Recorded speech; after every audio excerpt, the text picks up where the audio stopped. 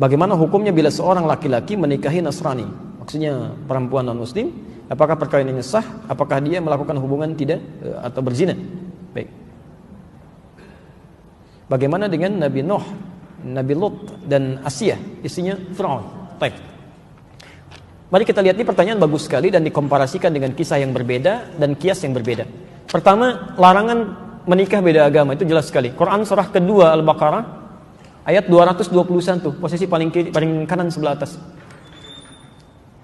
Quran surah kedua Al-Baqarah ayat 221. Oke, wala tankihul musyrikati hatta yu'min wala amatun mu'minatun khairum min musyrikati walau a'jabatkum. Wala tunkihul musyrikina hatta yu'minu wala 'abdun mu'minun khairum min musyriki walau a'jabakum. Ulaika yad'una ila an-nar. Ulaika yad'una ila an-nar. Allahu akbar. Wala tankihul musyrikat, jelas, dan jangan pernah nikahi perempuan yang musyrik. Jadi enggak boleh laki-laki muslim menikah dengan perempuan yang musyrik, itu enggak boleh, haram hukumnya. Laknya nahyi di situ. Ya. Bapak Ibu sekalian, mana yang musyrik itu apa musyrik? Menyekutukan Allah kan? Ya, menyekutukan Allah. Ya, bagaimana dengan orang yang mengatakan Tuhan itu ada bapaknya, ada anaknya, kan? Tuhan itu 3, Tuhan itu bersyirikat. Itu yang paling musyrik luar biasa. Itu kezaliman terbesar. Innasyirka lazulmun azim, kan? Makanya kata Ibnu Abbas, tidak ada kemusyrikan paling besar, kezaliman paling besar di samping yang mengatakan Tuhan punya anak. Oke. Jadi kita langsung bisa jawab saja bahwa seseorang yang menikah dia dalam keadaan muslim, sudah tahu dalam keadaan muslim, kan? Kemudian dia menikahi hal yang dilarang di Quran, maka hukumnya maksiat. Di pernikahannya dipandang sebagai pernikahan yang maksiat, hubungannya masuk dalam kategori zina sepanjang dia tidak bertobat dan kembali kepada Allah Subhanahu wa taala. Dan fasakh hukumnya. Kalau diketahui dia harus dipisahkan. Ya. Kalau perempuan, hati-hati. Bahasa Qur'annya wala tunkihu, jangan dinikahkan. Artinya kalau ada anak perempuan menikah dengan non-muslim, kemudian terjadi pernikahan, bahkan bapaknya yang menikahkan, misal, atau ridha saja, itu bukan cuma anaknya yang dosa, orang tuanya ikut dosa. Ikut dosa. Karena beban dari perempuan itu yang menikahkan walinya.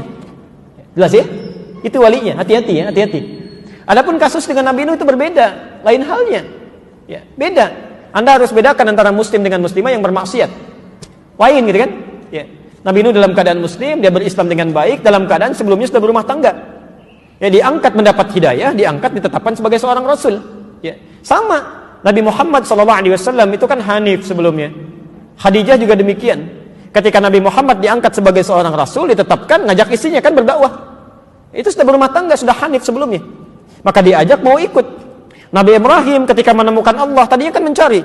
Lihat matahari, lihat bulan, lihat sana sini gitu kan, sampai menemukan Allah, diajak istrinya beriman. Nabi Nuh juga dalam keadaan demikian, mendapatkan risalah, beriman, diajak istrinya. Ya? Ketika tidak mau dia beriman, bahkan anaknya tidak mau, Quran turun mengatakan innahu laysa min ahlik, dia bukan keluargamu. Selesai. Pisah di situ. Tapi berarti dakwah berjalan. Ya. Sama dengan Asiyah kan? Asiyah dengan Fir'aun sudah berumah tangga sebelumnya. Ya, ketika Musa diutus didakwahi, Asiyahnya beriman, Fir'aunnya tidak. Ya kan? Cuma dia menyembunyikan imannya untuk berdakwah kan?